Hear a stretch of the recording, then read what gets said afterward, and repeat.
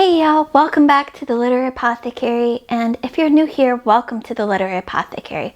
My name is Kate, and today I'm here to talk about the Falconer Series by Elizabeth May. Now this is a trilogy made up of 3 books, The Falconer, The Vanishing Throne, and The Fallen Kingdom. Spoiler-free series description. This is going to be really vague, so I don't give away spoilers. This is a YA fantasy, and this electrifying thriller combines romance and action and steampunk technology and Scottish lore. It takes place in Edinburgh, 1844, and our main character is an aristocratic 18-year-old, and her mother was killed by the Fae, and now she hunts them. So my general thoughts on this series is that it had more potential than it achieved for me. The writing improved over the 3 books, but not enough for me.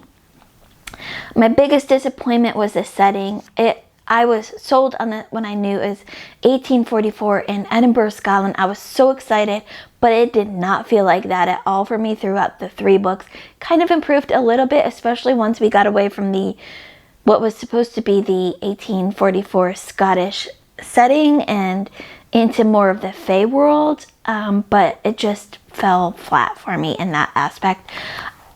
Overall average rating for this series, I gave a 3.5 out of 5 stars, and that takes the 3 ratings I gave for the 3 books and divided it by 3. The description talked about this being an electrifying thriller, which didn't really, at times it felt like it was a thriller, but it felt like the focus was more on fantasy, less on thriller aspects.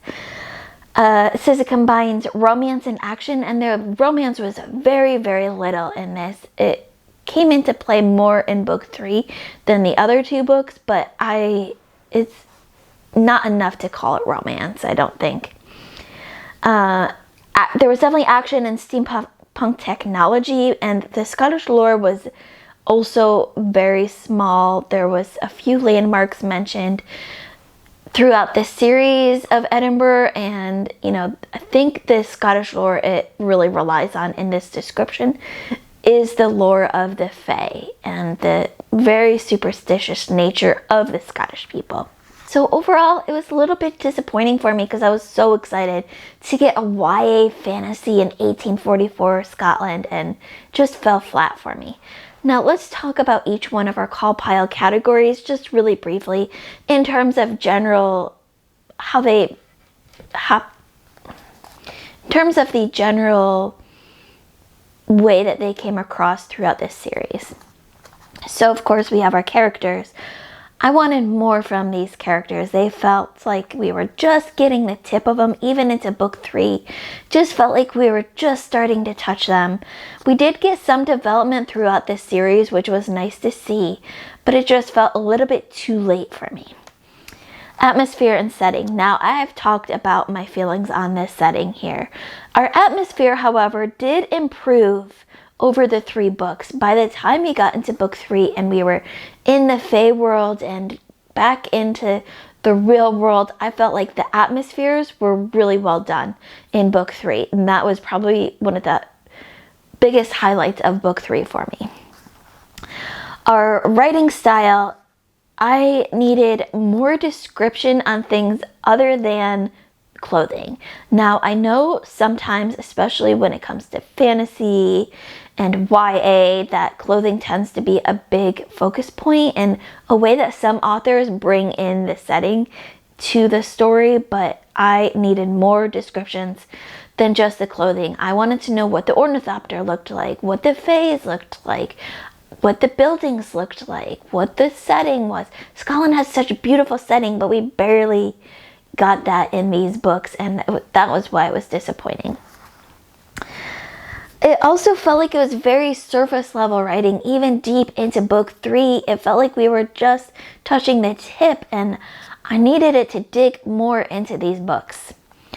Our plot was hard to follow at times, and it felt like we had to figure out the plot along with the characters and even the author at times. And I am not a big fan of books where it's obvious that there is not really a solid plot line. Now, some books are great at bringing you along and making you feel like you're figuring it out, but they still have a solid plot line along. This one, not quite so much. Intrigue. This was the strongest category for me because Elizabeth May kept my intrigue and interest throughout the whole series.